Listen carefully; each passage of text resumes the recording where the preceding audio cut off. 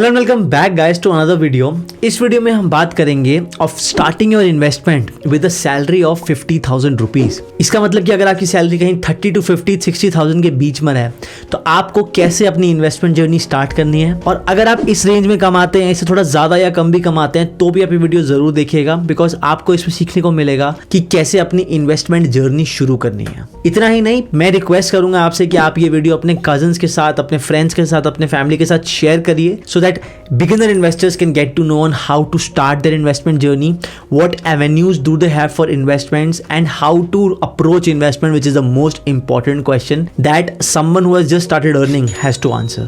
Let's start the video, but उससे पहले अगर आप इस चैनल पे नए हैं तो प्लीज इस चैनल को सब्सक्राइब कर लीजिए for a lot of good content on personal finance, MBA, investment hacks, and a lot more that comes to our mind. Let's start the video, but before that, make sure you're subscribed to our YouTube channel and you're following us on Instagram for some good freshly brewed content. You will find all the links in the description.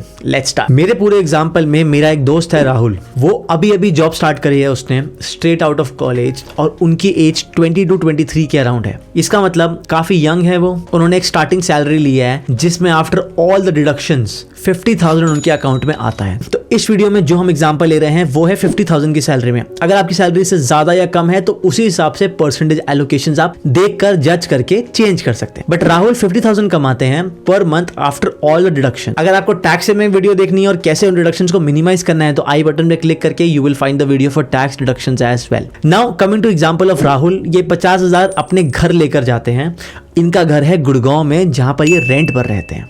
यानी इनके कुछ खर्चे हैं जो needs में आते हैं, जैसे कि रेंट, जैसे कि यूटिलिटी बिल्स, खाने का खर्चा, रोज का ट्रांसपोर्ट का खर्चा from home to office and office to home. उसके बाद राहुल को हर वीकेंड पार्टी करने का मन करता है, बाहर जाने का मन करता है with friends on good dates etcetera etcetera. उसमें भी कुछ खर्चा होता है, उसे हम कहते हैं वांट्स। यानी ये वो खर्चा है जिसके बिना राहुल जिंदा रह सकता है, लेकिन फिर भी राहुल को मन तो करता ही है ना। इसमें थर्ड कैटेगरी है इन्वेस्टमेंट्स एंड सेविंग। जो पैसा नीड्स और वांट्स के बाद बच जाता है वो राहुल आके सेव या इन्वेस्ट कर देता है। कहां सेव या इन्वेस्ट करता है वो भी देखेंगे। अब सबसे पहले जो थंब रूल है वो है 50-30-20।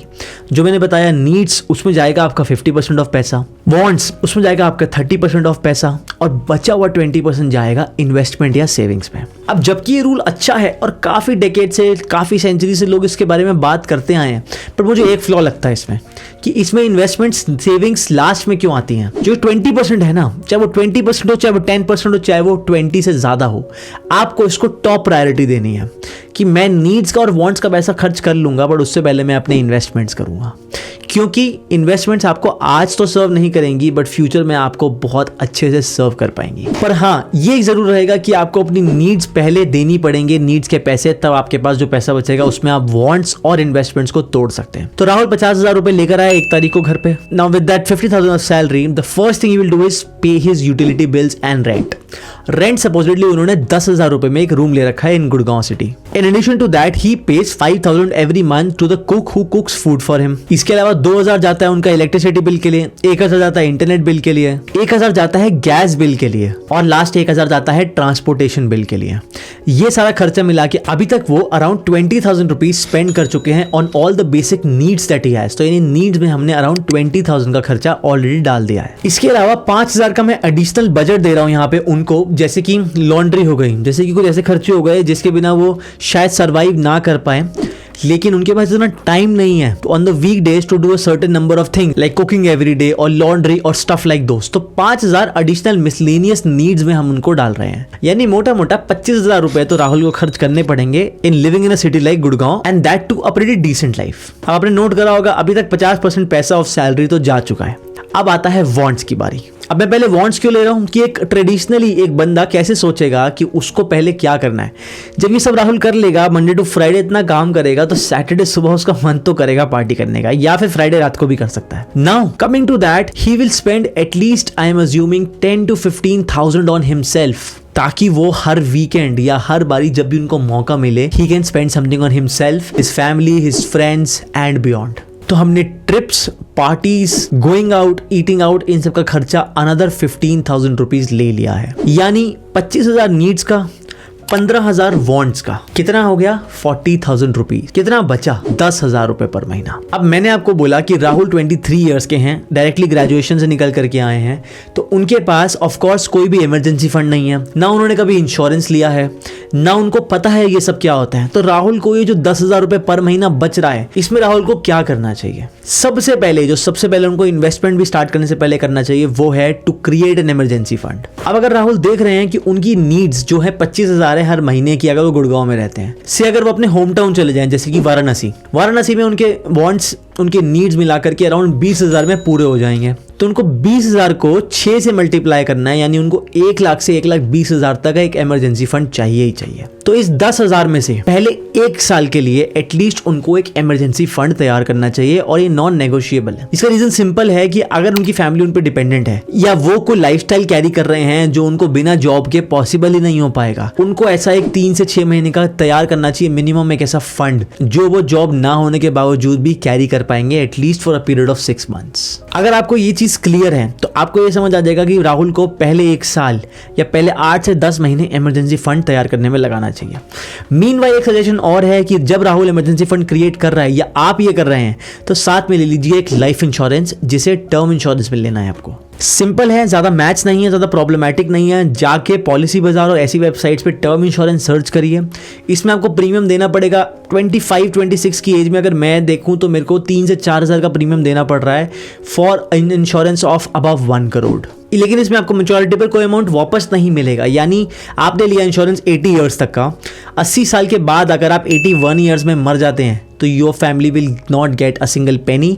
लेकिन अगर आप 80 तक भी नहीं मरते हैं, आपको भी कुछ पैसा वापस नहीं मिलेगा। ये अच्छा क्यों है? अगर मैं सिंपली समझाऊं, ये अच्छा इसलिए है क्योंकि आपको बहुत ज़्यादा अच्छा कवर मिलता है इसमें। In case you die before 80, आपको नॉर्मल पॉलिसी में जहां 10, 15, 20 लाख मिलेगा, वहां आपको टर्म इंश्योरेंस पॉलिसी में 1 से 2 करोड़ का कवर मिलेगा, so that at least you know after you your family should be secure with financials. वापस आते हैं राहुल पे। राहुल ने 1 साल बाद एक इमरजेंसी फंड क्रिएट कर लिया, या तो उसको सेविंग्स में रखा या तो उसको लिक्विड फंड्स में रखा। उस पर भी एक वीडियो है, आई बटन में जाके आपको मिल जाएगी, चेक करना कि इमरजेंसी फंड के साथ क्या कर सकते हैं हम। बट 1 साल बाद आपको क्या करना है? अपनी इन्वेस्टमेंट जर्नी शुरू करनी है विदाउट अ डिले। तो मैं अज्यूम कर रहा हूं अभी भी उनकी 1 साल बाद की सैलरी अराउंड 50 to 55,000 है, जिसमें से बचे थे हमारे पास 25,000 की नीड्स हट गई, 15,000 की वांट्स, पार्टिंग आउट, सब कुछ हट गया, तो 40,000 तो हट गए। आपके पास बचे 10,000 रुपीज जो आपको अब इन्वेस्ट करना शुरू करने हैं after creating emergency fund, after having a good insurance. ये 10,000 को अगेन आप बांट लीजिए, low risk, medium risk and a little bit of high risk. अगर आप रिस्क लेने के लिए रेडी हैं, अपना रिस्क प्रोफाइलिंग भी कर सकते हैं, अलग अलग जो भी मैं बताऊंगा उसमें देख सकते हैं आप कितना रिस्क है, कितना आपको उसमें इन्वेस्ट करना है, और नहीं करना है तो आप वो चीज छोड़ सकते हैं based on what amount of risk you want to take. Start करते हैं लो रिस्क से। लो रिस्क में आते हैं लिक्विड फंड्स, लो रिस्क में आते हैं डेट फंड्स, लो रिस्क में आते हैं FD, RD and savings account. Savings account, FD और आरडी को मैं इन्वेस्टमेंट नहीं मानता हूं, लेकिन उसमें मैं खुद भी पैसे डाल के रखता हूं, बिकॉज मुझे पता है कि वो पैसा मेरी शॉर्ट टर्म नीड के लिए काम आ सकता है। वो पैसा मैं इमरजेंसी फंड के जो बियॉन्ड थोड़ा मुझे रखना है वो मैं वहां रख सकता हूं। आप लो रिस्क में 10,000 में से एटलीस्ट 2 या 3,000 रुपए महीने की एक आरडी डाल सकते हैं, जिसे रेकरिंग डिपॉजिट कहते हैं। हर महीने की एक पहली या दूसरी जब भी जो भी तारीख आप डिसाइड करेंगे, उस तारीख को वो पैसे कट जाएंगे, और जितने भी महीनों बाद आप डिसाइड करेंगे वो पैसा मैच्योर होकर आपके अकाउंट में आ जाएगा। इससे क्या है सबसे बड़ा बेनिफिट कि आपको डिसिप्लिन बना रहेगा कि आपके कंट्रोल के बियॉन्ड हर 2 या 3 तारीख को सैलरी आने के जस्ट बाद वो पैसा कटना शुरू हो जाएगा। 10,000 में से मैं अज्यूम कर रहा हूं 2,000 रुपए आपने लगा दिए एक रेकरिंग डिपॉजिट में। अगले 3 या 4,000 रुपए आपको लगाने हैं मीडियम रिस्क में, जिसको मैं मानता हूं लिक्विड फंड्स, यानी म्यूचुअल फंड्स में ही लिक्विड फंड और थोड़े से हाइब्रिड फंड्स।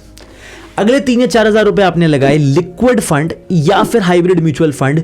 लिक्विड फंड्स वो हैं जो डेट में, शॉर्ट टर्म में, अल्ट्रा शॉर्ट टर्म में 1 से 1.5 साल के लिए पैसा लगाते हैं। हाइब्रिड फंड्स वो हैं जो इक्विटी, डेट, गोल्ड इन सब के मिक्सचर में पैसा लगाते हैं, यानी ये हर चीज में लगाते हैं, तो इसमें स्टेबिलिटी भी होती है, रिटर्न्स भी थोड़े से कम रहते हैं। एफडी आरडी से बेटर रिटर्न्स रहेंगे, स्टॉक मार्केट से कम रहेंगे। 10,000 में से 2 लगाए थे हमने आरडी में, अगले 4,000 लगा दिए हमने, 2,000 liquid funds, 2,000 hybrid mutual funds. अब आते हैं बचे हुए 4,000 पे। अगर आप मुझसे पूछें तो ये बचे हुए 4,000 में से 3000 की मैं एक इक्विटी म्यूचुअल फंड की SIP कर दूंगा। एक की बजाय मैं बल्कि 1,500 की 2 या 1,000 की 3 म्यूचुअल फंड की SIPs कर दूंगा, जो 3 अलग अलग सेक्टर्स में पैसा लगा रहे हैं। जैसे आपको लगता है कि अगर इलेक्ट्रिक व्हीकल का सेक्टर बहुत बूम होने वाला है अगले 10 साल में, आप ऐसे म्यूचुअल फंड ढूंढिए जो इलेक्ट्रिक व्हीकल या बैटरीज ऐसे मैन्युफैक्चरिंग कंपनीज में पैसा लगा रही हैं। अगर आपको लगता है कि transportation sector, health care sector, pharma sector, ऐसे सेक्टर्स ग्रो होने वाले हैं, तो आपको म्यूचुअल फंड्स हर कैटेगरी के, हर चीज के मिल जाएंगे। 3000 में से 1000 लगा दीजिए किसी इंडस्ट्री या फिर किसी सेक्टर बेस्ड म्यूचुअल फंड में।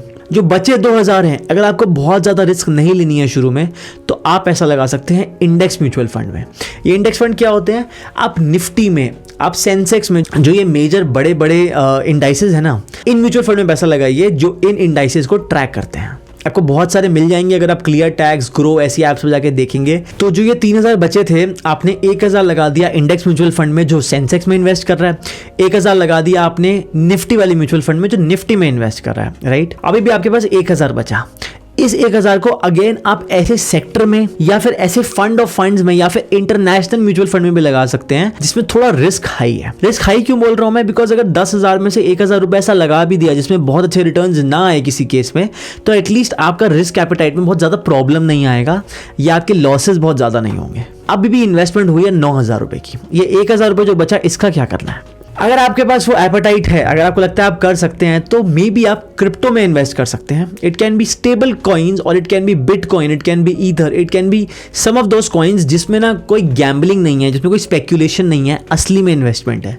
मैं भी कभी कभी लगा देता हूँ। I am not a very regular investor on crypto, but still I plan to do it on a regular basis in the future. तो आप हर चीज की जो मैंने बोला SIP शुरू कर सकते हैं 1, 2, 3, 5 तारीख तक की, ताकि आपके सैलरी आए 1 तारीख को या जब भी वो आती है, और उसके अगले 3-4 दिन में ये सारी इन्वेस्टमेंट्स अपने आप ऑटो डेबिट हो जाए। क्योंकि आप अपनी इन्वेस्टमेंट्स कंट्रोल करेंगे तो आप आलस करेंगे। Let the machinery, let the automation control it, तो आपको लगेगा आप एक्चुअली में डिसिप्लिन को फॉलो कर पा रहे हैं। लेकिन ये बहुत मैटर करता है इस सैलरी पॉइंट पे कि आप 50,000 में से 10,000 इन्वेस्ट कर रहे हैं।